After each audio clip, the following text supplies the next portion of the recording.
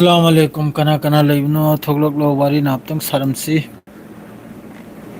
update खरतंग अदुम तौजरमगे update मचा खर लाइको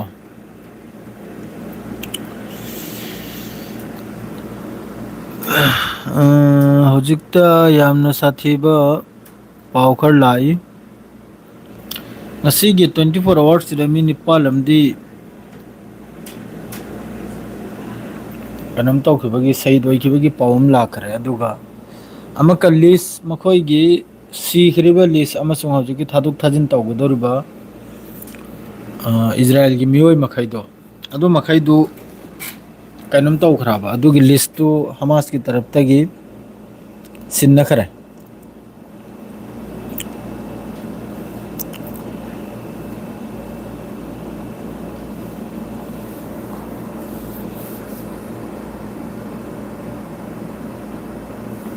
वालेकुम अस्सलाम हाय मयाम आयात आरिफ हाय मयाम जुबेर भाई कम तरनो सांग्र नंग उदबा वालेकुम अस्सलाम पीर श्री जवाब ईरान की पाउसु ईरान दी हजिक कन्न मदुम हाय नरे मखोय थोकपा मखोय याइना अदुम यामना कन्न यूरेनियम अमम इन्वेस्टमेंट तौरी मदरैदी अदुई मथक्ता ईरान की मखोय की हजिक की करी हायने आइबदा मखोय की मिसाइल प्रोग्राम से यामना कन्न मथक्ता हाइगतना थांगतना होनरी हजिकता ईरान सु अदरैदी गजा की ngasi numit humni suba मखोय की ceasefire की मरमदा वारी सानबा ngasi humni subani asida Egypt yaukre Turkey yaukre अदरैदी कतर याउखरे अदु ngasi gi hojik ki pawum thokla ye मखोय की sai gi list to thadok thajin tawngani list to Hamas की तरफ ते सिन्ना खरे अदुगा नुमित नहा सि तारगा अदुगा मखोय मी सि थादुक थाजिन हौरकदौरिमनि अहामबगी थाकनि मी सि थादुक थाजिन से सिदे हौरकदौरिमना अहामबगी थाकनि असी मतुंगदा गजा मनुंगदा मक्का चानिंगाय थकनिंगाय सि पुजल हलप्पा असी मखैजे दुम चथ्रकदौना सऊदी दी इंसांग अहावबा चारिबा ओइरमनि लीडर सिंगदो माने सोमददी जुबेर भाई चा गाहुआ मादरेदी खजूर असिनी आगे ब्लॉगर मयामना मानरेगा अमना अमबु हाइनरिबा ब्लॉगर लोइना दमामदा लोइना लई रूम फाव नकनै आईदी आयात आरिफ आईदी असे मक्किने आई वासक्तना हाइबो ngमगनी आई कनामतगसु मानरेगा करिमता हाइदे नखोय न करी मरम दु वासक वाम नोय वासलकनी आईगा अंकल गा मिचबु उनाय आईगा अंकल गा सिदा मी खोयना मी खरना आईबु बदनाम सु मखोय की बदनाम सिदा चेंजल बिरा आईबु करी करी मोंग दु वासक एगा हायो हारिमनो आईसु मुसलमान मचामनी आईसु सिब किरिमनी दुमी खरना अदुम वारी सिलीरी मानरेगा फोन लांग तौनरेगा हाइनरेगा फेसबुक सिदा याखोय मसेन हाइनरिमनी खोदनिम नाय मादु आई वासक एगा हाइबु ngमगनी एनी मोंग दो वासक वाइबदो अदुई मोंग दे हाइबु नमगनी अदु आइना हाइरे दुम मखोयजु हाइबु ngमगनी रा सिने आइना हंगिसे करगबदे आइना तौदो पोतु आई वासक ngम याबा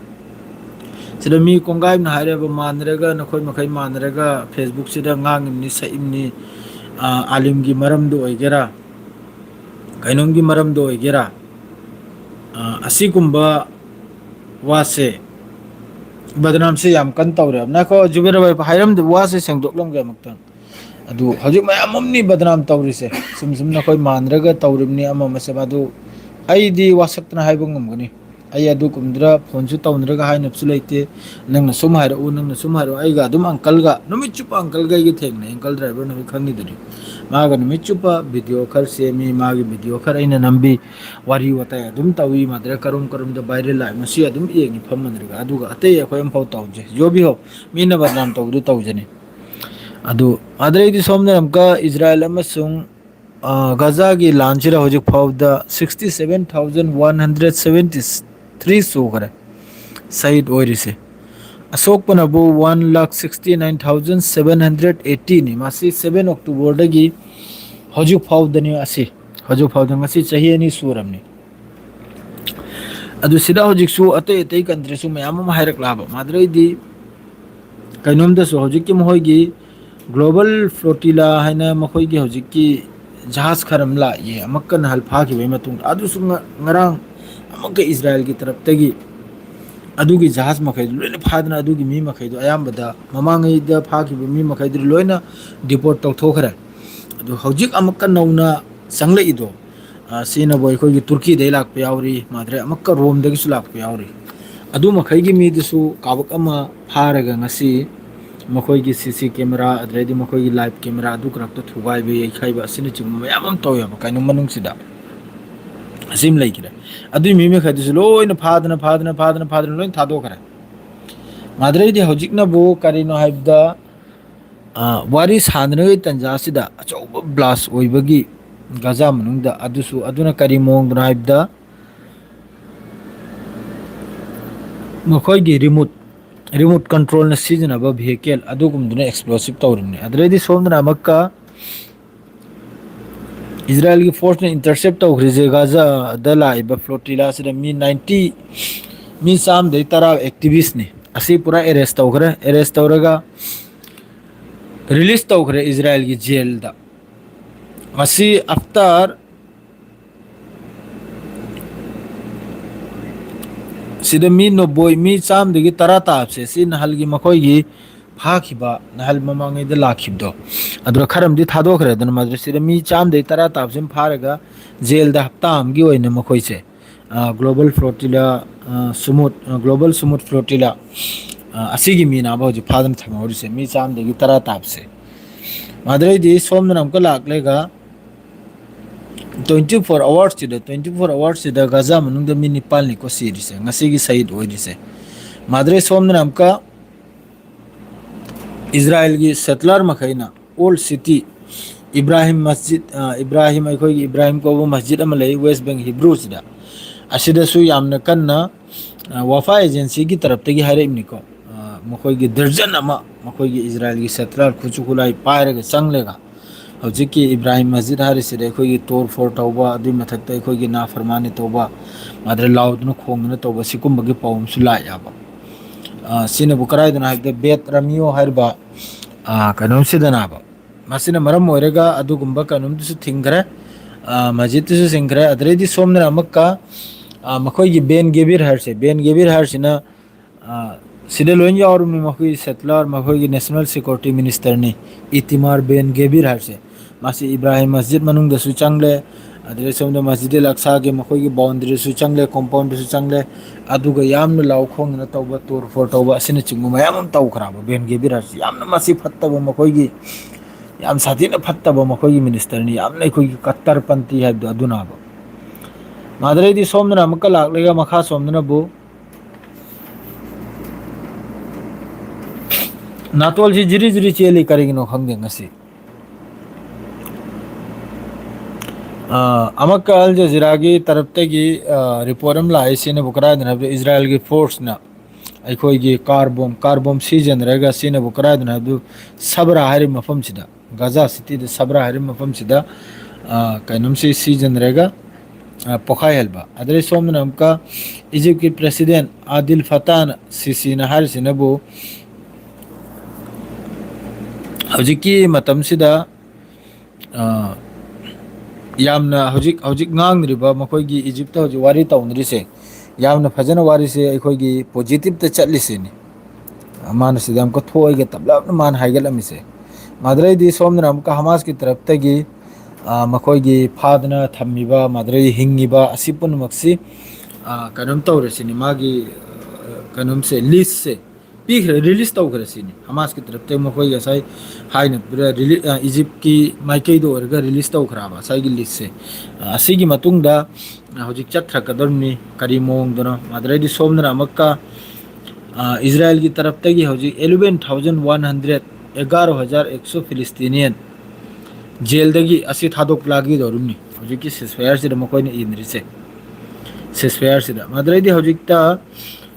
गाजा मनुंगदा हॉस्पिटल कुंथ्रागा तरुक सिदा हॉस्पिटल तरा मरी खक्तनी हौजिक थबुक सूरिसे कुंथ्रागा तरुक सिदा अतै लोइना सिदा हेल्थ ऑर्गेनाइजेशन अमा लोइन यावरमनि लोइना थिंगरमनि हॉस्पिटल कुंथ्रा तरुकता हॉस्पिटल तरा मरी अदुसु तुता फुता असि थबुक सूरि अतै लोइन थिंगरे हौजिकता ꯋꯥꯔꯤ ꯁꯦ ꯌꯥꯝ ꯐꯖꯅ ꯆꯠꯊꯔꯤ ꯍꯃꯥꯁꯀꯤ ꯇꯔꯞꯇꯒꯤꯁꯨ ꯂꯤꯁ ꯁꯤꯟꯅ ꯈꯔ ꯏꯖꯤꯞꯀꯤ ꯑꯣꯏꯅ ꯉꯁꯤꯒꯤ ꯄꯥꯎꯅꯤ ꯃꯥꯁꯦ ꯑꯗꯨꯒ ꯁꯣꯝꯗꯅꯕꯨ ꯏꯖ꯭ꯔꯥꯏꯜꯒꯤ ꯖꯦꯜꯗ ꯃꯈꯣꯏꯅ ꯐꯥꯗꯅ ꯊꯝꯈ꯭ꯔꯁꯤ 11,100 ꯑꯁꯤꯁꯨ ꯃꯈꯣꯏ ꯊꯥꯗꯣꯛꯄ ꯂꯥꯛꯈꯤꯗ꯭ꯔꯕꯅꯤ ꯍꯧꯖꯤꯛ ꯁꯤꯁꯄꯤꯌꯔꯁꯦ ꯇꯂꯞ ꯇꯂꯞ ꯃꯈꯥ ꯇꯥꯅ ꯀꯨꯝꯊꯔꯛꯑꯗꯤ ꯑꯗꯨꯒ ꯒꯖꯥꯒꯤ ꯃꯇꯦꯡꯒꯤꯁꯨ ꯑꯗꯨꯝ ꯆꯥꯅꯤꯡꯉꯥꯏ ꯊꯛꯅꯤꯡꯉꯥꯏꯁꯦ ꯇꯂꯞ ꯆꯪꯂꯛꯀꯗꯕꯅꯦꯕ ꯑꯃ ꯑꯅꯤ ꯇꯧꯔꯒ ꯑꯗꯨꯒꯤ ꯃꯇꯨꯡꯗ ꯑꯗꯨꯝ ꯁꯥꯟꯇꯤ ꯑꯣꯏꯈꯤꯕꯗꯣ ꯑꯗꯨꯅꯤ ꯃꯥꯗ꯭ꯔꯦ ꯁꯣꯝꯗꯅꯕꯨ ꯏꯔꯥꯟꯒꯤ ꯃꯊꯛꯁꯤꯗ ꯏꯟꯁꯥꯜꯂꯥ ꯁꯣꯏꯗꯃꯛꯀꯤ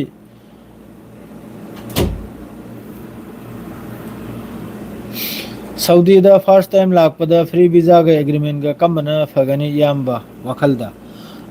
ꯑꯌꯥꯠ ꯑꯥꯔꯤꯐ ꯅꯥꯏꯈꯣ ꯑꯩ ꯚꯤꯖꯥꯁꯤꯒꯤ ꯃꯔꯝꯗꯁꯨ ꯃꯌꯥꯝꯗ ꯋꯥ ꯈꯔꯇꯪ ꯁꯦꯡꯗꯣꯛꯂꯝꯒꯦ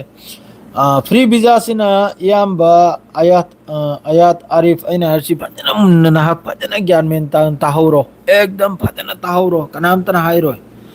ꯐ꯭री ꯚꯤꯖꯥ ꯂꯥꯛꯄ ꯍꯥꯏꯔꯤꯁꯤ ꯅꯍꯥꯛꯅ ꯐꯖꯅ ꯊꯕꯛꯁꯤ ꯑꯦꯅꯤ ꯊꯕꯛ ꯃꯦꯀꯥꯅꯤꯛ ꯑꯣꯏꯒꯦꯔꯥ ꯏꯟꯖꯤꯅꯤꯌꯥꯔ ꯑꯣꯏꯒꯦꯔꯥ ꯈꯨꯠꯀꯤ ꯊꯕꯛꯇꯅꯤ ꯍꯥꯏꯔꯤꯁꯦ ꯂꯥꯏꯔꯤꯛꯇ ꯅꯠꯇ꯭ꯔꯦ ꯈꯨꯠꯀꯤ ꯊꯕꯛꯇ ꯃꯦꯀꯥꯅꯤꯛꯁꯀꯨꯝꯕ ꯑꯗꯨꯏ ꯃꯊꯛꯇ ꯏꯟꯖꯤꯅꯤꯌꯥꯔꯒꯨꯝꯕ ꯃꯥꯗ꯭ꯔꯩꯗꯤ ꯈꯨꯠꯀꯤ ꯊꯕꯛꯇ ꯅꯪꯅ ꯅꯥꯟꯅ ꯍꯩꯔꯕ ꯑꯗꯨꯒ ꯐ꯭री ꯚꯤꯖꯥ ꯂꯧꯗꯨꯅꯒ ꯂꯥꯛꯑꯕ ꯅꯪ ꯄꯩꯁా ꯇꯥꯜꯂꯦ ꯀꯔꯤꯒꯤ ꯍꯥꯏꯗꯤ ꯐ꯭री ꯚꯤꯖꯥꯁꯤꯒꯤ ꯅꯤꯌꯣꯝ ꯈꯔ ꯂꯩꯔꯦꯕ ꯐ꯭री ꯚꯤꯖꯥꯁꯤ ꯂꯧꯔꯒ ꯅꯪꯅ ꯑꯗꯨꯁꯨ ꯑꯥꯃꯤꯜ ꯚꯤꯖꯥ ꯁꯋꯥ ꯈꯥꯁ ꯅꯠꯇ ꯍꯥꯏꯔꯤꯁꯦ ꯂꯦꯕꯔ ꯚꯤꯖꯥꯗ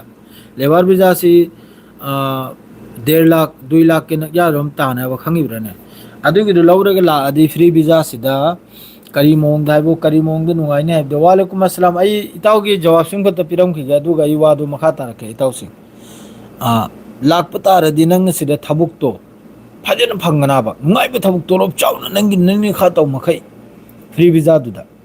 ꯐ꯭री ꯚꯤꯖꯥꯗꯨꯗ ꯂꯥꯛꯑꯗꯤ ꯅꯪꯅ ꯅꯅꯤꯡꯅ ꯈꯔ ꯇꯧꯃꯩ ꯅꯪꯒꯤ ꯉꯁꯥꯏꯒꯤ ꯊ꯭ꯔꯦꯠꯇꯨꯒꯤ ꯅꯪꯒꯤꯅ ꯇꯝꯂꯛꯄ ꯊꯕꯛꯇꯨꯒ ꯃꯄꯥ ꯆꯥꯕ ꯀꯝꯄꯅꯤ ꯑꯃꯗ ꯅꯪꯅ ꯆꯪꯁꯤꯜꯂꯨꯔꯗꯤ ꯀꯐꯥꯂ ꯇꯧꯈ꯭ꯔꯗꯤ ꯅꯪ ꯅꯔꯥꯏꯕꯛ ꯐꯔꯦ एक नंबर मागी नुंगाइबा अदुमनिदो नंग अपाम तोलपता सुबा याइबा फ्री वीजा से एग्रीमेंट वीजा सिनबु जो इनरक्प वीजा दो जो इनरक्पदो तोलोप अदुकनी चाही एनी दे सुतीनी चाब नंगी अद्रु यावरे ओवर टाइम यावरे अदुआइनी इनरक्पदो अदुनी ताव फ्री वीजा गा माद्रेदी एग्रीमेंट वीजा गा सोइनरिसे फ्री वीजा दुसु नंग होरेल संजल बे मतुंग एग्रीमेंट तौगदोरिमनी अदुनबु नंग हारगे तौहलबा तारे आइगी तोलब अदुगो दे सुनी लुपा लिसिंग होम पिउ लुपा लिसिंग अनि पिउ आइगी सुती अदुगो हेलो ना अदुम हाइन रखदरना एग्रीमेंट दुनबु अदुदगी एग्रीमेंट ओइदुन लाखरेदो फ्री दुनबु नंग सिदा चंगलकलेगा अखोइगी दरा जसागी दरा खरनी लैरगा कंपनी अचौबम द चंगलेगा वर्कशॉप त चलेगा अदुगा हाइनरगा नंगी थबुक अपाम नंग तोलो अपाम द तौरगा चंगदरनाबो मेन नर्स की थबक फंगद्रो मेन नर्स की सु ngrangi nahal aina सजीना नहल अना फेसबुक यूट्यूब नभौद्रे दोसाने नहल अलमना कनुम कराडो अद्रो लोइमक यावरमनी अद्रो नुपी की सुम अदुम हैदु कांटेक्ट तौबा दुई नंबर दुदा अद्रो नाबा लोइमक अद्रो यावरमनी ईरान सी यामना कन्ने ईरान की मथक से पेसार से मखोइने ने पेसार से यामना कन्ने ईरान की मथक से तोरी मात्रेदी सोम यमन की तरफ तक सो मक इजराइल दे स्ट्राइक तोगी अद्रेदी इजराइल की तरफ तक सो लेबनान दा अद्रेदी सीरिया दसो इजराइल की तरफ से लन्नी इजराइल की तरफ तगी हौजिक ईरान की मथक्ता पेसार से नबु करेन हाबदे ईरान सिबु पूरा मखोइने न्यूक्लियर से ममांगैदसु इराक त कम अटैक तौखी ईरान की कनुम सिनाचे नखोइना इराक त अदुकुंबा इंसान मीगी एगेंस्ट की खुचु खुलाई ले हन होइन संजल लगे स्ट्राइक तौखी अटैक तौखी हौजिक इराक की करी हालत नो मान हारिसे अब्बास अराक्चिन हारिमनी अदुम तौदना नखोइना हौजि अखोइ इथक्ता अदुगुंबा न्यूक्लियर अदुगुंबा कनुम ले हन ममांगदिसु तौखरे 12 days war su थेंगनखरे नखोइ अदु अखोइ हाइरिसिनि वासकना याखोइ न्यूक्लियर सारोय मागी स्टेटमेंट ने हारिसे अखोइ न्यूक्लियर वेपन सारोय याखोइनि यूरेनियम इन्वेस्टमेंट तौरसिदि याखोइगी इंडस्ट्रियल एरिया अमसुंग बिजली पैदा तौबा अमा प्रोग्राम अदु चथबगिनि न्यूक्लियर बॉम्ब साबैना तैने साफो हाइग्रमनाबा अब्बास अराक्ची अदुसु कराइदे मखोइगी मकसदति करिनो मखोइ मकसद यूरेनियम करा नत्ते न्यूक्लियर करा नत्ते मखोइ मकसद हाइबु ईरान बु कमजोर तौबा सिगी एरिया सिदा कनम ना हारि दु उद्रो अखोइगी नेतन्याहु ना हारि दु उद्रो इस्लामिक मुस्लिम कंट्री ना न्यूक्लियर थंब यारो हारिम न्यूक्लियर वेपन मखोइ ने थंब यारो हाइग्रदी यौग्रमने कराबुसु मखोइ थमले पाकिस्तान जी ꯖꯦꯝꯅꯦ ꯇꯦꯝꯅꯦ ꯇꯧꯗꯅ ꯄꯥꯀꯤꯁꯇꯥꯟꯁꯦ ꯅꯥꯀꯜꯂꯝꯗꯩ ꯂꯤꯊꯣꯏꯒ ꯑꯣꯏꯍꯧꯔꯤꯕꯅꯥꯕ ꯏꯟꯗꯤꯌꯥꯒ ꯇꯥꯅꯕꯗ ꯅꯠꯇ꯭ꯔꯗꯤ ꯃꯈꯣꯏ ꯄꯥꯀꯤꯁꯇꯥꯟꯒꯤ ꯅ꯭ꯌꯨꯀ꯭ꯂꯤꯌꯔ ꯁꯥꯏꯠꯇ ꯐꯥꯎꯕ ꯏꯇꯦꯛ ꯇꯧꯕꯒꯤ ꯏꯟꯗꯤꯌꯥꯒꯤ ꯃꯥꯏꯀꯩꯗꯒꯤ ꯆꯠꯂꯒ ꯃꯈꯣꯏ ꯍꯣꯠꯅꯔꯝꯃꯦꯕ ꯏꯟꯗꯤꯌꯥꯗ ꯇꯥꯔꯒ ꯃꯈꯣꯏꯒꯤ ꯖꯦꯠ ꯐꯥꯏꯇꯔꯁꯤ ꯇꯥꯔꯒ ꯃꯗꯨꯒ ꯏꯟꯗꯤꯌꯥꯅ ꯀꯩꯅ ꯆꯪꯂꯒ ꯄꯥꯀꯤꯁꯇꯥꯟꯗ ꯏꯁꯇ꯭ꯔꯥꯏꯛ ꯇꯧꯔꯝꯕꯒꯤ ꯋꯥꯐꯥꯎ ꯃꯣꯏ ꯆꯠꯇ꯭ꯔꯝꯃꯦꯕ ꯉꯁꯥꯏꯒꯤ ꯅ꯭ꯌꯨꯀ꯭ꯂꯤꯌꯔ ꯄ꯭ꯔꯣꯒ꯭ꯔꯥꯝꯁꯤꯗ ꯄꯥꯀꯤꯁꯇꯥꯟꯁꯤꯅ ꯂꯧꯁꯤꯡ ꯁꯤꯡꯃꯟꯈꯤꯗꯅ ꯅꯥꯀꯜ ꯑꯃꯗ ꯌꯦꯡꯍꯜꯂꯒ ꯅꯥꯀꯜ ꯑꯃꯗ ꯂꯣꯠꯅ ꯁꯥꯈꯤꯕꯅꯦꯕ ꯃꯐꯝ ꯑꯃꯗ ꯇꯥꯔꯒꯦꯠꯁꯤ ꯄꯤꯔꯒ ꯃꯐꯝ ꯑꯃꯗ ꯀꯩꯅꯣꯝꯁꯤ ꯇꯧꯈꯤꯕꯅꯦꯕ ꯑꯗꯨꯅ ꯃꯈꯣꯏ ꯅ꯭ꯌꯨꯀ꯭ꯂꯤꯌꯥꯔ ꯋꯦꯄꯟꯁꯤ ꯃꯤꯗꯤꯜ ꯏꯁꯁꯤꯗ ꯃꯈꯣꯏ ꯁꯨꯛꯂꯩ ꯂꯩꯍꯟꯅꯤꯡꯗꯦ ꯏꯔꯥꯟꯒꯤ ꯃꯊꯛꯇꯁꯨ ꯁꯣꯏꯗ꯭ꯔꯕꯅꯤ 110% ꯑꯃꯦꯔꯤꯀꯥ ꯑꯃꯁꯨꯡ ꯏꯖꯔꯥꯏꯜꯒꯤ ꯇꯔꯞꯇꯒꯤ ꯏꯁꯇ꯭ꯔꯥꯏꯛ ꯇꯧꯔꯛꯀꯗꯧꯔꯤꯕꯅꯤ ꯍꯧꯖꯤꯛ ꯒꯖꯥꯁꯤ ꯁꯤꯁꯄꯤꯌꯥꯔ ꯑꯣꯏꯗꯅ ꯏꯪꯅ ꯇꯞꯈ꯭ꯔꯗꯤ ꯐꯈ꯭ꯔꯦ ꯇꯞꯇ꯭ꯔꯗꯤ ꯁꯣꯏꯗ꯭ꯔꯕꯅꯤ ꯂꯤꯕꯤꯌꯥ ꯃꯊꯛꯇ ꯇꯧꯈ꯭ꯔꯤꯗꯨ ꯀꯩꯅꯣ ꯂꯤꯕꯤꯌꯥꯁꯨ ꯅ꯭ꯌꯨꯀ꯭ꯂꯤꯌꯔ ꯄ꯭ꯔꯣꯒ꯭ꯔꯥꯝꯗ ꯃꯊꯛ ꯌꯧꯔꯛꯈ꯭ꯔꯕꯅꯤ ꯃꯊꯛ ꯌꯧꯔꯣꯝꯅꯕ ꯑꯗꯨꯝ ꯇꯧꯗꯅ ꯁꯤꯔꯤꯌꯥꯕꯨꯁꯨ ꯕꯔꯕꯥꯗ ꯇꯧꯈ꯭ꯔꯤꯁꯦ ꯑꯗꯨꯝꯅꯤ ꯁꯤꯔꯤꯌꯥꯗꯁꯨ ꯈꯨꯠꯁꯨ ꯈꯨꯠꯂꯥꯏ ꯁꯤꯔꯤꯌꯥꯒꯤ ꯍꯧꯖꯤꯛ ꯀꯔꯤ ꯂꯩꯔꯤ ꯀꯩꯁꯨ ꯂꯩꯇꯦ ꯅꯦꯚꯦꯜ ꯃꯈꯩ ꯂꯣꯏꯅ ꯅꯦꯚꯤꯒꯤ ꯖꯍꯥꯖ ꯃꯈꯩ ꯂꯣꯏꯅ ꯅꯍꯜ ꯃꯈꯣꯏꯒꯤ ꯁꯔꯀꯥꯔ ꯀꯥꯏꯕꯩꯗꯨꯗ ꯂꯣꯏꯅ ꯇꯨꯝꯈ꯭ꯔꯕꯅꯤ ꯑꯗꯨꯏ ꯇꯧꯗꯅ ꯂꯣꯏꯅ ꯃꯈꯣꯏꯅꯁꯦ ꯃꯈꯣꯏꯒꯤ ꯗꯨꯁꯃꯅꯤ ꯑꯣꯏꯔꯛꯀꯅꯤꯕ ꯃꯈꯣꯏꯒꯤ ꯀꯨꯔꯁꯤ ꯃꯈꯣꯏꯒꯤ ꯌꯦꯛꯅꯔꯛꯀꯅꯤ ꯃꯈꯩꯁꯦ ꯂꯣꯏꯅ ꯃꯆꯤ ꯑꯃꯗꯩ ꯇꯦꯝꯃꯒ ꯂꯥꯛꯏꯕꯅꯥꯕ ꯑꯃꯃꯝꯇ ꯑꯗꯣ ꯍꯧꯖꯤꯛ ꯇꯥꯔꯤꯁꯤ ꯅꯝꯕꯔꯁꯤ ꯏꯔꯥꯟ ꯅꯥꯕ ꯏꯔꯥꯟꯒꯤ ꯃꯇꯨꯡꯗ ꯏꯔꯥꯟꯒ ꯂꯥꯟꯁꯤ ꯇꯧꯅꯔꯤꯉꯩ ꯀꯥꯟꯗ ꯑꯩꯈꯣꯏꯅ ꯂꯩꯔꯤꯕ ꯃꯐꯝꯁꯤ ꯆꯥꯎꯈꯠꯂꯛꯑꯅꯤꯗꯣ ꯑꯔꯕꯁꯦ ꯑꯗꯨꯒ ꯑꯂꯣꯏꯕꯗ ꯑꯔꯕꯁꯤꯗꯁꯨ ꯇꯥꯒꯗꯧꯔꯤꯕꯅꯥꯕ ꯃꯈꯣꯏꯒꯤ ꯃꯛꯁꯠ ꯑꯗꯨꯅ ꯀꯅꯥꯝꯇ ꯅꯥꯀꯜꯂꯔꯣꯏꯁꯤꯗ ꯄꯋꯥꯔꯐꯨꯜ ꯊꯝꯂꯣꯏ ꯃꯈꯣꯏꯅ ꯄꯋꯥꯔ ꯑꯣꯏꯅꯤ ꯁꯤꯅꯤ ꯏꯔꯥꯟꯒꯤ ꯀꯔꯟꯁꯤꯁꯤꯗꯤ ꯏꯇꯥꯎ ꯌꯥꯝꯅ ꯁꯥꯊꯤꯅ ꯃꯈꯥ ꯇꯥꯅ ꯂꯩꯈ꯭ꯔꯦ ꯍꯧꯖꯤꯛꯇ ꯌꯥꯝ ꯁꯥꯊꯤꯅ ꯃꯈꯣꯏ ꯃꯊꯛꯁꯤꯗ ꯁꯦꯟꯁꯟ ꯑꯃ ꯌꯥꯝ ꯁꯥꯊꯤꯅ ꯂꯒꯥꯏꯔꯕꯅꯤꯅ ꯌꯨꯔꯣꯞ ꯂꯣꯝꯗꯩ ꯑꯃꯦꯔꯤꯀꯥꯔꯣꯝꯗꯩ ꯑꯗꯨꯅ ꯃꯥꯁꯨ ꯑꯣꯟꯊꯣꯛꯅ ꯋꯥꯅ ꯑꯗꯨ ꯑꯣꯏꯔꯁꯨ ꯑꯁꯨꯛ ꯋꯥꯅ ꯑꯁꯨꯛ ꯌꯥꯝꯅ ꯏꯔꯥꯟꯒꯤ ꯄꯣꯠ ꯃꯄꯥꯟꯗ ꯑꯃꯐꯥꯎ ꯍꯧꯖꯤꯛ ꯆꯠꯄ ꯅꯠꯇꯦ ꯕꯁ ꯂꯩꯔꯤꯁꯤ ꯏꯔꯥꯟꯗꯩ ꯄꯣꯠ ꯆꯩ ꯆꯩꯅꯥ ꯑꯃꯁꯨꯡ ꯔꯁꯤꯌꯥꯅ ꯂꯩꯔꯤꯕꯅꯤ ꯑꯗꯨꯁꯨ ꯔꯁꯤꯌꯥꯒꯤ ꯃꯊꯛꯇ ꯐꯥꯎ ꯂꯒꯥꯏꯔꯤꯕꯅꯤ ꯑꯃꯦꯔꯤꯀꯥꯅ ꯆꯩꯅꯥꯒꯤ ꯃꯊꯛꯇ ꯐꯥꯎꯕ ꯑꯃꯦꯔꯤꯀꯥꯅ ꯂꯒꯥꯏꯔꯤꯕꯅꯤ ꯏꯔꯥꯟꯗꯒꯤ ꯏꯔꯥꯟꯒ ꯀꯔꯕꯥꯔ ꯇꯧꯅꯩ ꯍꯥꯏꯅ ꯁꯤ ꯃꯈꯣꯏꯒꯤ ꯖꯤꯑꯣ ꯄꯣꯂꯤꯇꯤꯛꯁ ꯁꯣꯝꯗ ꯂꯩꯔꯤꯕ ꯃꯈꯩꯁꯦ ꯌꯥꯝꯅ ꯁꯥꯊꯤꯌꯦ ꯍꯧꯖꯤꯛ ꯇꯧꯔꯤꯁꯦ ꯑꯗꯨ ꯑꯩꯈꯣꯏꯅ ꯍꯧꯖꯤꯛ ꯄꯥꯝꯖ ꯍꯥꯏꯕꯕꯨ ꯍꯧꯖꯤꯛꯀꯤ ꯋꯥꯔꯤ ꯉꯁꯤ ꯍꯨꯝꯅꯤ ꯁꯨꯕꯅꯤ ꯆꯪꯉꯤꯁꯦ ꯍꯨꯝꯅꯤ ꯁꯨꯕꯁꯤ ꯃꯈꯣꯏꯒꯤ ꯑꯕꯗꯨꯜ ꯐꯇꯥ ꯁꯤꯁꯤ ꯌꯥꯎꯈ꯭ꯔꯦ ꯇꯨꯔꯀꯤꯒꯤ ꯏꯔꯗꯒꯟ ꯌꯥꯎꯈ꯭ꯔꯦ ꯀꯇꯔꯒꯤ ꯌꯥꯎꯈ꯭ꯔꯦ ꯑꯁꯤ ꯃꯈꯩꯁꯤ ꯆꯪꯂꯒ ꯉꯁꯤ ꯋꯥꯁꯦ ꯐꯥꯏꯅꯦꯜ ꯇꯥꯗꯅ ꯍꯧꯖꯤꯛꯀꯤ ꯃꯤ ꯊꯥꯗꯣꯛ ꯊꯥꯖꯤꯟꯒꯤ ꯁꯤꯟꯅꯈꯤꯕ ꯀ꯭ꯔꯥꯏꯞꯁꯦ ꯌꯧꯈ꯭ꯔꯕꯅ ꯃꯐꯝꯁꯦ ꯃꯥꯅ ꯏꯔꯥꯟꯁꯤ ꯀꯅꯥꯝꯇꯕꯨ ꯀꯤꯗꯦ ꯍꯛꯇ ꯆꯠꯄ ꯃꯤꯅꯤ ꯁꯤꯌꯥ ꯀꯟꯇ꯭ꯔꯤ ꯑꯣꯏꯔꯒꯁꯨ ꯍꯛꯇ ꯆꯠꯄ ꯃꯤꯅꯤ ꯑꯁꯤꯗ ꯏꯝꯄꯣꯔꯇꯦꯟ ꯋꯥꯔꯤ ꯈꯔ ꯂꯩꯔꯤ ꯑꯇꯩ ꯃꯈꯩꯁꯤꯅ ꯍꯥꯏꯕꯗꯤ ꯍꯥꯏꯅꯤ ꯃꯗꯨ ꯈꯖꯤꯛꯇꯪꯗꯤ ꯍꯥꯏꯔꯝꯃꯒꯦ ꯃꯌꯥꯝ ꯃꯨꯟꯅ ꯇꯥꯍꯧꯔꯣ ꯑꯇꯩ ꯃꯥꯏꯀꯩ ꯃꯔꯤꯗ ꯂꯩꯔꯤꯁꯦ ꯍꯧꯖꯤꯛ ꯌꯃꯟꯗ ꯍꯧꯖꯤꯛꯀꯤ ꯍꯨꯇꯤ ꯍꯥꯏꯅ ꯇꯧꯔꯤꯁꯦ ꯑꯁꯤ ꯁꯤꯌꯥꯅꯤ ꯌꯦꯛ ꯅꯝꯕꯔꯗ ꯃꯥꯗ꯭ꯔꯩꯗꯤ ꯍꯧꯖꯤꯛ ꯏꯔꯥꯛ ꯍꯥꯏꯁꯨ ꯁꯤꯌꯥꯅ ꯄꯥꯜꯂꯤꯕꯅꯤ ꯍꯧꯖꯤꯛ ꯍꯥꯟꯅ ꯁꯗꯥꯝꯒꯤꯗꯨ ꯅꯠꯇ꯭ꯔꯦ ꯍꯧꯖꯤꯛ ꯁꯤꯌꯥꯅꯅꯤ ꯄꯥꯜꯂꯤꯁꯦ ꯑꯗꯩꯗꯤ ꯁꯣꯝꯗꯅꯕꯨ ꯁꯤꯔꯤꯌꯥꯒꯤ ꯍꯧꯖꯤꯛꯀꯤ ꯍꯥꯟꯅꯒꯤ ꯂꯩꯔꯝꯕ ꯁꯔꯀꯥꯔꯗꯣ ꯀꯥꯏꯈꯤꯕ ꯁꯔꯀꯥꯔꯗꯣ ꯑꯗꯨꯁꯨ ꯑꯣꯛꯄꯕꯨꯗꯤ ꯑꯣꯛꯇꯦ ꯌꯥꯝꯅ ꯖꯨꯂꯨꯝ ꯇꯧꯈ꯭ꯔꯦ ꯁꯜꯃꯥꯟ ꯁꯨꯟꯅꯤ ꯃꯈꯩꯒꯤ ꯃꯊꯛꯇ ꯑꯗꯨꯁꯨ ꯁꯤꯌꯥꯒꯨꯝꯕ ꯖꯥꯠ ꯑꯃꯅꯤ ꯁꯤꯌꯥꯃꯛꯇꯤ ꯅꯠꯇ꯭ꯔꯒ ꯁꯤꯌꯥꯗ ꯆꯤꯡꯕ ꯖꯥꯠ ꯑꯃꯅꯤ ꯑꯗꯩꯗꯤ ꯁꯣꯝꯗꯅꯕꯨ ꯍꯤꯖꯕꯨꯜꯂꯥ ꯍꯥꯏ ꯄꯨꯔꯥ ꯁꯤꯌꯥꯅꯤ ꯑꯗꯨ ꯏꯔꯥꯟꯁꯤꯅ ꯃꯥꯒꯤ ꯄ꯭ꯔꯣꯛꯁꯤ ꯃꯈꯩꯁꯦ ꯃꯇꯦꯡ ꯇꯧꯗꯅ ꯄꯨꯔꯥ ꯃꯩ ꯍꯧꯔꯛꯂꯕ ꯒꯜꯐꯁꯤꯗ ꯃꯤꯗꯤꯜ ꯏꯁꯁꯤꯗ ꯄꯨꯔꯥ ꯃꯈꯣꯏꯒꯤ ꯀꯟꯇ꯭ꯔꯣꯜꯗ ꯑꯣꯏꯔꯛꯂꯕ ꯌꯃꯟ ꯑꯣꯏꯒꯦꯔꯥ ꯌꯃꯟꯒ ꯑꯩꯈꯣꯏꯅ ꯂꯩꯔꯤꯁꯤꯒ ꯂꯥꯟ ꯀꯌꯥꯅ ꯆꯍꯤ ꯀꯌꯥꯅ ꯁꯣꯛꯅꯈ꯭ꯔꯤꯕ ꯌꯃꯟꯒꯤ ꯃꯇꯨ ꯅꯥꯝ ꯑꯃ ꯌꯩꯊꯠꯄ ꯉꯝꯗꯦ ꯑꯔꯣꯏꯕꯗ ꯁꯦꯁꯐꯥꯌꯔ ꯇꯧꯈ꯭ꯔꯤꯕꯅꯤ ꯋꯥ ꯍꯥꯏꯗꯅꯒ ꯂꯣꯏꯖꯟꯅꯈ꯭ꯔꯤꯕ ꯅꯥꯕ ꯆꯩꯅꯥ ꯔꯁꯤꯌꯥ ꯆꯪꯂꯛꯑꯦꯒ ꯅꯣꯏ ꯇꯧꯗ꯭ꯔꯤꯁꯤ ꯀꯔꯤꯒꯤꯅꯣ ꯍꯥꯏꯔꯒ ꯂꯥꯟꯁꯦ ꯂꯦꯞꯈ꯭ꯔꯤꯕꯅꯦꯕ ꯑꯩꯈꯣꯏꯅ ꯂꯩꯔꯤꯕ ꯃꯐꯝꯁꯤꯒ ꯑꯗꯨ ꯃꯈꯩꯗꯨ ꯂꯣꯏꯅ ꯁꯤꯔꯤꯌꯥꯒꯤ ꯂꯝꯕꯤꯁꯤ ꯑꯣꯏꯔꯒ ꯍꯤꯖꯕꯨꯜꯂꯥ ꯑꯣꯏꯒꯦꯔꯥ ꯌꯃꯟ ꯑꯣꯏꯒꯦꯔꯥ ꯁꯤ ꯏꯔꯥꯟꯅ ꯂꯣꯏꯅ ꯊꯥꯡꯒꯠꯇꯅ ꯄꯨꯔꯝꯃꯤꯕꯅꯤ ꯁꯤꯔꯤꯌꯥꯒꯤ ꯁꯔꯀꯥꯔꯁꯤ ꯀꯥꯏꯈꯤꯕꯗ ꯏꯔꯥꯟꯒꯤ ꯃꯈꯨꯠ ꯅꯥꯀꯜ ꯑꯃ ꯇꯠꯈ꯭ꯔꯤꯕꯅꯦꯕ ꯑꯗꯩꯗꯤ ꯍꯧꯖꯤꯛꯀꯤ ꯍꯤꯖꯕꯨꯜꯂꯥꯗ ꯏꯖꯔꯥꯏꯜꯅ ꯏꯁꯇ꯭ꯔꯥꯏꯛ ꯈꯔ ꯇꯧꯁꯤꯟꯕꯅꯦ ꯑꯗꯨꯏ ꯃꯊꯛꯇ ꯃꯈꯣꯏꯒꯤ ꯂꯤꯗꯔ ꯃꯀꯣꯛ ꯆꯤꯡꯕ ꯈꯔ ꯑꯃꯅꯦ ꯏꯖꯔꯥꯏꯜꯒꯤ ꯏꯁꯇ꯭ꯔꯥꯏꯛꯇ ꯁꯍꯤꯠ ꯑꯣꯏꯈꯤꯕꯅꯦ ꯍꯥꯠꯈꯤꯕꯅꯦ ꯑꯁꯤꯅ ꯃꯔꯝ ꯑꯣꯏꯔꯒ ꯃꯈꯣꯏꯒꯤ ꯄ꯭ꯔꯣꯛꯁꯤ ꯃꯈꯩꯁꯦ ꯏꯔꯥꯟꯅ ꯊꯥꯛꯇꯅ ꯆꯥꯍꯟꯗꯅ ꯊꯝꯕ ꯃꯈꯩꯁꯦ ꯀꯝꯖꯣꯔ ꯑꯣꯏꯈꯤꯕ ꯑꯗꯨꯗ ꯑꯗꯨꯏ ꯃꯇꯝꯗꯨꯗ ꯑꯩꯈꯣꯏꯒꯤ ꯁꯨꯟꯅꯤ ꯃꯈꯩꯁꯤꯅ ꯂꯣꯠꯅ ꯂꯣꯠꯅ ꯏꯖꯔꯥꯏꯜꯒꯤꯁꯨ ꯃꯇꯦꯡ ꯇꯧꯈꯤꯕ ꯑꯃꯦꯔꯤꯀꯥꯒꯤꯁꯨ ꯃꯇꯦꯡ ꯇꯧꯈꯤꯕ ꯉꯁꯥꯏ 12 days ꯋꯥꯔ ꯏꯔꯥꯟꯒꯤ ꯃꯊꯛꯇ ꯏꯖꯔꯥꯏꯜꯒꯤ ꯑꯃꯦꯔꯤꯀꯥꯒꯤ ꯇꯔꯞꯇꯒꯤ ꯏꯁꯇ꯭ꯔꯥꯏꯛ ꯇꯧꯔꯨꯕꯁꯦ ꯑꯁꯤꯗꯇꯒꯤ ꯏꯁꯃꯤꯅ ꯀꯔꯤ ꯍꯥꯏꯈꯤꯅꯤ ꯍꯥꯏꯅ ꯎꯄꯥꯏ ꯂꯩꯇꯕꯒꯤ ꯏꯔꯥꯟꯁꯦ ꯁꯞꯄꯣꯔꯠ ꯇꯧꯈꯤꯕꯅ ꯅꯠꯇ꯭ꯔꯗꯤ ꯃꯈꯣꯏ ꯏꯔꯥꯟꯕꯨ ꯈꯔ ꯃꯈꯣꯏ ꯁꯞꯄꯣꯔꯠ ꯇꯧꯗꯕꯅꯤ ꯑꯩꯈꯣꯏ ꯒ꯭ꯌꯥꯟ ꯇꯥꯍꯧꯕ ꯁꯤ ꯋꯥꯐꯝꯁꯦ ꯏꯔꯥꯟ ꯕꯨ ꯈꯔ ꯃꯈꯣꯏ ꯁꯞꯄꯣꯔꯠ ꯇꯧꯗꯕ ꯑꯁꯥꯏꯒꯤ ꯏꯔꯥꯟꯒꯤ ꯃꯊꯛꯇ ꯏꯁꯇ꯭ꯔꯥꯏꯛ ꯇꯧꯔꯛꯄꯁꯦ ꯑꯁꯤꯅ ꯃꯔꯝ ꯑꯣꯏꯔꯒ ꯃꯤꯅ ꯀꯔꯤ ꯍꯥꯏꯈꯤꯅꯤ ꯍꯥꯏꯅ ꯏꯔꯥꯟꯁꯤꯕꯨ ꯁꯞꯄꯣꯔꯠ ꯇꯧꯋꯤ ꯃꯈꯣꯏꯁꯤꯗ ꯁꯦꯡꯅ ꯍꯥꯏꯕꯗ ꯍꯧꯖꯤꯛ ꯑꯩꯅ ꯍꯥꯏꯈ꯭ꯔꯤꯕ ꯃꯤꯡꯁꯤꯕꯨ ꯃꯈꯣꯏꯅꯦ ꯃꯀꯣꯛ ꯁꯨꯛꯆꯤꯡ ꯆꯤꯡꯍꯟꯅꯤꯡꯗꯦ 1 ꯅꯝꯕꯔꯗ 2 ꯅꯝꯕꯔꯗ ꯃꯈꯣꯏꯁꯤꯕꯨ ꯁꯨꯛꯌꯥ ꯌꯥꯗꯕ ꯁꯤꯒꯤ ꯃꯇꯥꯡꯁꯤꯗ ꯌꯦꯡꯉꯨ ꯅꯍꯥꯟ ꯀꯇꯔꯗ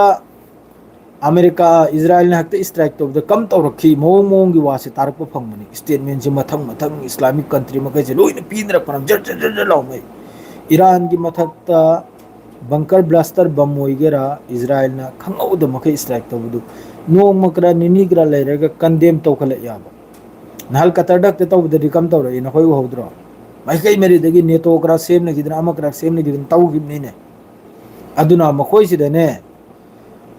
ꯌꯥꯎꯔꯦꯕ ꯑꯗꯨꯅ ꯅꯥꯕ ꯆꯩ ꯆꯥꯔꯤꯁꯦ ꯃꯈꯣꯏꯁꯤꯗ ꯈꯥꯏꯗꯣꯛ ꯌꯥꯕ ꯍꯧꯖꯤꯛ ꯏꯔꯥꯟꯅ ꯃꯇꯦꯡ ꯇꯧꯔꯤꯁꯤ ꯀꯅꯥꯒꯤꯅꯣ ꯐꯤꯂꯤꯁꯇꯤꯟꯒꯤ ꯅꯠꯇ꯭ꯔꯣ ꯃꯥꯅꯗꯤ ꯀꯔꯤ ꯃꯇꯦꯡ ꯇꯧꯖꯔꯗꯧꯔꯤ ꯁꯤꯅꯥꯕ ꯍꯥꯏꯔꯤꯁꯦ ꯂꯩꯔꯤ ꯃꯈꯩꯁꯤꯅ ꯍꯥꯏꯔꯤꯁꯦ ꯃꯥꯅꯗꯤ ꯀꯔꯤ ꯃꯇꯦꯡ ꯇꯧꯖꯔꯣ ꯃꯥꯅꯗꯤ ꯀꯔꯤ ꯂꯤꯗꯔ ꯁꯥꯗꯗꯧꯔꯤ ꯁꯤꯅꯥꯕ ꯏꯔꯥꯟꯅ ꯎꯍꯜꯂꯝꯃꯦ ꯑꯗꯨꯅ ꯅꯨꯃꯤꯠ 12ꯒꯤ ꯂꯥꯟꯗ ꯏꯔꯥꯟꯅ ꯎꯍꯜꯂꯝꯂꯕ ꯂꯣꯏꯅꯃꯛꯅ ꯎꯍꯧꯔ ꯄ꯭ꯔꯖꯥ ꯍꯨꯀꯨꯃꯠ ꯃꯀꯣꯛ ꯆꯤꯡꯕ ꯈꯛꯇꯗꯅꯤ ꯀꯨꯔꯁꯤꯗ ꯐꯝꯕ ꯃꯤ ꯈꯛꯇꯗꯅꯤ ꯌꯥꯗ꯭ꯔꯤꯁꯦ ꯑꯇꯩ ꯃꯈꯥꯗ ꯄꯕ꯭ꯂꯤꯛ ꯃꯈꯩꯗꯤ ꯏꯔꯥꯟꯒꯤ ꯄꯨꯔꯥ ꯁꯞꯄꯣꯔꯠꯇꯅꯤ ꯉꯁꯥꯏ ꯃꯀꯣꯛ ꯆꯤꯡ ꯃꯈꯩꯁꯦ ꯀꯔꯤꯒꯤꯗꯤ ꯏꯔꯥꯟꯅ ꯇꯧꯊꯣꯛꯂꯤꯕ ꯈꯣꯠꯇꯣꯛꯂꯤꯕꯁꯦ ꯃꯈꯣꯏꯅ ꯁꯤꯔꯁꯨ ꯉꯝꯂꯣꯏ ꯌꯥꯕ ꯁꯤꯒꯤ ꯀꯔꯤꯒꯤ ꯍꯥꯏꯗꯤ ꯃꯈꯣꯏꯗꯤ ꯉꯁꯥꯏꯒꯤ ꯑꯃꯦꯔꯤꯀꯥꯒꯤ ꯇꯝꯄꯥꯛꯇ ꯐꯝꯃꯤꯗꯣ ꯑꯃꯦꯔꯤꯀꯥꯒꯤ ꯃꯆꯨꯝ ꯆꯥꯏꯗꯣ ꯑꯗꯨꯅ ꯏꯔꯥꯟꯅ ꯍꯧꯖꯤꯛꯀꯤ ꯖꯋꯥꯕ ꯄꯤꯔꯤꯕ ꯃꯈꯣꯏꯗꯤ ꯄꯤꯕꯗꯨ ꯉꯝꯗꯕ ꯑꯗꯨꯅ ꯉꯁꯥꯏꯒꯤ ꯃꯆꯤꯜ ꯃꯈꯩꯁꯦ ꯃꯦꯟꯁꯤꯜꯂꯤꯕ ꯃꯤꯑꯣꯏ ꯃꯍꯩꯒꯤ ꯃꯆꯤꯜꯁꯦ ꯑꯗꯨꯅ ꯃꯈꯣꯏꯒꯤ ꯄꯣꯂꯤꯁꯤꯁꯦ ꯏꯔꯥꯟꯅ ꯍꯧꯖꯤꯛ ꯏꯖ꯭ꯔꯥꯏꯜꯅ ꯁꯣꯝꯗ ꯍꯧꯖꯤꯛꯀꯤ ꯑꯩꯈꯣꯏꯅ ꯂꯩꯔꯤꯁꯤꯗꯁꯨ ꯀꯇꯔꯗ ꯏꯁꯇ꯭ꯔꯥꯏꯛ ꯇꯧꯈꯤ ꯀꯩꯗꯧꯈꯤ ꯀꯩꯁꯨ ꯇꯧꯕ ꯉꯝꯗꯦ ꯑꯗꯨꯝ ꯇꯧꯗꯅ ꯑꯩꯈꯣꯏꯅ ꯂꯩꯔꯤꯁꯤꯗꯁꯨ ꯏꯖ꯭ꯔꯥꯏꯜꯒꯤ ꯇꯔꯞꯇ ꯏꯁꯇ꯭ꯔꯥꯏꯛ ꯇꯧꯔꯁꯨ ꯅꯣꯡ ꯅꯤꯅꯤ ꯑꯗꯨꯝ ꯕꯦꯕꯥ ꯂꯥꯎꯅꯗꯅ ꯃꯣꯏꯒ ꯀꯟꯗꯦꯝ ꯇꯧꯔꯒ ꯂꯣꯏꯈꯤꯗꯕꯅꯤ ꯏꯔꯥꯟꯗ ꯇꯧꯔꯨꯔꯗꯤ ꯏꯔꯥꯟ ꯍꯜꯒꯅꯥꯕ ꯏꯔꯥꯟ ꯇꯧꯔꯗꯤ ꯏꯔꯥꯟ ꯍꯜꯒꯅꯥꯕ ꯁꯤꯒꯤ ꯍꯨꯀꯨꯃꯠꯁꯤ ꯍꯜꯂꯣꯏ ꯌꯥꯕ ꯂꯩꯔꯤꯕ ꯍꯧꯖꯤꯛꯀꯤ ꯍꯨꯀꯨꯃꯠ ꯃꯈꯩꯁꯦ ꯍꯜꯂꯣꯏ ꯌꯥꯕ ꯏꯖ꯭ꯔꯥꯏꯜꯒꯤ ꯃꯊꯛꯇ ꯏꯁꯇ꯭ꯔꯥꯏꯛ ꯇꯧꯔꯁꯨ ꯀꯔꯤꯒꯤꯗꯤ ꯃꯈꯣꯏ ꯑꯃꯦꯔꯤꯀꯥꯒꯤ ꯅꯛꯁꯦ ꯀꯗꯝꯗ ꯆꯠꯄ ꯑꯃꯦꯔꯤꯀꯥꯒꯤ ꯇꯝꯄꯥꯛꯇ ꯐꯝꯕ ꯃꯆꯨꯝ ꯆꯥꯕ ꯑꯗꯨꯅ ꯑꯗꯨ ꯁꯤꯒꯤ ꯄꯕ꯭ꯂꯤꯛ ꯄꯨꯝꯅꯃꯛ ꯅꯍꯜꯒꯤ ꯂꯥꯟꯗꯨꯗ ꯏꯔꯥꯟꯕꯨ ꯂꯣꯏꯅꯃꯛꯅ ꯁꯞꯄꯣꯔꯠ ꯇꯧ ꯌꯥꯕ A to Z ꯏꯔꯥꯟꯕꯨ ꯁꯞꯄꯣꯔꯠ ꯇꯧ ꯌꯥꯕ ꯄꯕ꯭ꯂꯤꯛ ꯄꯨꯝꯅꯃꯛ ꯏꯔꯥꯟꯒꯤ ꯅꯨꯃꯤꯠ 12 ꯏꯔꯥꯟꯅ ꯅꯩꯊꯣꯛꯂꯝꯕꯗꯣ ꯏꯖ꯭ꯔꯥꯏꯜꯁꯦ ꯃꯈꯣꯏꯒꯤ ꯕꯤꯔ ꯁꯦꯕꯥꯒ꯭ꯔꯛꯇꯨ ꯆꯍꯤ 8 ꯆꯪꯒꯅꯤ ꯁꯦꯝꯕꯗ ꯄꯨꯡꯇꯣꯏ ꯇꯣꯏꯈ꯭ꯔꯕꯅꯤ ꯁꯥꯟꯅꯔꯤꯕ꯭ꯔꯣ ꯃꯥꯏꯀ꯭ꯔꯣꯁꯣꯐ ꯑꯣꯐꯤꯁ ꯒ꯭ꯔꯛꯇꯨ ꯇꯨꯝꯈ꯭ꯔꯕꯅꯤ ꯇꯣꯏꯈ꯭ꯔꯕꯅꯤ ꯍꯥꯏꯗꯣꯛꯇ꯭ꯔꯤꯕꯅꯤ ꯏꯖ꯭ꯔꯥꯏꯜꯅ ꯃꯍꯨꯠ ꯁꯣꯛꯈ꯭ꯔꯕꯅꯤ ꯃꯈꯣꯏꯒꯤ ꯄꯨꯔꯥ ꯅꯥꯀꯜ ꯑꯃ ꯀꯥꯕꯛ ꯑꯃ ꯂꯣꯏꯖꯤꯟꯈ꯭ꯔꯕꯅꯤ ꯏꯖ꯭ꯔꯥꯏꯜꯅ ꯀꯥꯕꯛ ꯑꯃ ꯂꯣꯏꯗꯨꯅ ꯆꯠꯈ꯭ꯔꯕꯅꯤ ꯏꯖ꯭ꯔꯥꯏꯜ ꯅꯍꯥꯟꯒꯤ ꯅꯨꯃꯤꯠ 12ꯒꯤ ꯂꯥꯟꯗꯨꯗ ꯑꯗꯨꯅꯅꯤ ꯇꯨꯃꯤꯟꯅ ꯂꯩꯈ꯭ꯔꯤꯕꯍꯦ इजराइल है नत्र तुमिन लैबे नते याम साथिन खोती ओइख्रम मानी माई पाकनी अदो हजिकी लानसिजु लेपगी फिफम द लेरे इताउसिंग मासिता लेप्तर मदु को ngasiगी याम नुंगाइतबा 24 hours ता मी निपाल लैखिद्रे हरसि याम साथिन नुंगाइते मखोइना हजिक सिजिने सिनबु डेटोनेट कार बॉम्ब असिनी मखोइना सिजिने मासे सबरा हारिबा नाइट ब्रदरहुड गजा सिटी सिदा इजराइल की तरफ तक अल जजीरा की रिपोर्ट ने असी एक्सप्लोसिव असी निंगसी याम चाउन एक्सप्लोसिव ओइरिदा अदरा साइगी मी नेपाल से जो गजा देगी मी मंगा यावरी अते अते मफम देगी मी हुमुंगा मी नेपाल से ngasi की शहीद ओइरिमी जो भी हो अल्हम्दुलिल्लाह अल्लाह ना अफबद थमनी मखोय पुनमक तो मा दो जे लान लेपकने हरसे यामना सी अखोय लैरि मखैसिना अमत ओइना सुरमदता हाइब तारती इजराइल नते अमेरिका फाव मुमै थांगतने चेलगनि अदु तबो हाइरोय हाइना रसिया अमसुंग ब्रो रूस की पाव से हेंगे अदुम तालो तलब पिरागे रूस की सोजी यामना कन्ना मखोयना बु ड्रोन नि रूस की ताउनरे से ड्रोन मादे मतुक्ता ड्रोन नि अटैक से हौजिक अखोय की कंट्री अखोयने लैरिबा हिंदुस्तान से हौजिक फाव मसागी कैपेसिटी द ड्रोन हम पुथोक्तन साबा ngamdri करी हाइरुनि चाइना ना करा यौखरे अतै अतै कंट्री ने करा यौखरे हौजिक लान तौनरक तारदि पाकिस्तान को एगरे जिसाव को एगरा पूरा पोप कदौरिमनि अखोय इंडिया से पूरा चै जागदौरिमनि अखोय इंडिया से पूरा चै जागदुमनि सि हारगसु इंडिया बु लंथब थोइको करी गाइदि मीना सागत खोंगलेइबा हौजिककी माइकी मरीदा अमेरिका ओइगेरा रसिया ओइगेरा मद्रेदी अतै अतै मपान मखैसे यामना खुचु खुलाइदे यामना कन्ना अपग्रेड नाबा ड्रोन अटैक नि हौजिक तौन ड्रोन 4,4,5 लिसिंग सुम पाइजललिमि दो अखोयगिदि कराइने अखोयदि अमेरिका द भरोसा तौदुम लैरि रसिया द भरोसा तौदुम लैरि अदुना याब्रो इजराइल द भरोसा तौरगा ꯑꯗꯨ ꯁꯤ ꯁꯣꯏꯗ꯭ꯔꯕꯅꯤ ꯃꯇꯝ ꯑꯗꯨ ꯐꯖꯅ ꯇꯧꯅꯔꯛꯄ ꯀꯥꯟꯗ ꯀꯔꯤꯒꯤ ꯍꯥꯏꯕꯗꯤ ꯄꯥꯀꯤꯁꯇꯥꯟ ꯍꯥꯏꯔꯦ ꯆꯩꯅꯥ ꯃꯊꯛꯇ ꯇꯣꯡꯈꯤꯗꯧꯔꯤꯕꯅꯤ ꯑꯇꯩ ꯑꯇꯩ ꯏꯖꯔꯥꯏꯜꯅꯁꯨ ꯁꯣꯏꯗꯅꯃꯛꯀꯤ ꯄꯤꯔꯛꯀꯅꯤ ꯑꯩ ꯈꯪꯉꯤ ꯑꯇꯩ ꯑꯇꯩꯅꯁꯨ ꯃꯈꯣꯏ ꯃꯌꯥꯏ ꯑꯩꯈꯣꯏꯇꯅꯤ ꯑꯔꯣꯏꯕꯗ ꯗꯟꯗꯤ ꯅꯪꯍꯧꯒꯗꯧꯔꯤꯁꯦ ꯖꯣꯕꯤ ꯍꯣ ꯉꯁꯤꯒꯤ ꯂꯥꯏꯐꯁꯤ ꯁ꯭ꯋꯥꯏꯁꯤꯗ ꯂꯣꯏꯁꯤꯜꯂꯁꯤ ꯏꯇꯥꯎ ꯃꯌꯥꯝ ꯑꯩꯁꯨ ꯊꯣꯛꯑꯒꯦ ꯁꯂꯥꯝ ꯑꯂꯩꯀꯨꯝ ꯒꯨꯗ ꯅꯥꯏꯠ ꯃꯌꯥꯝ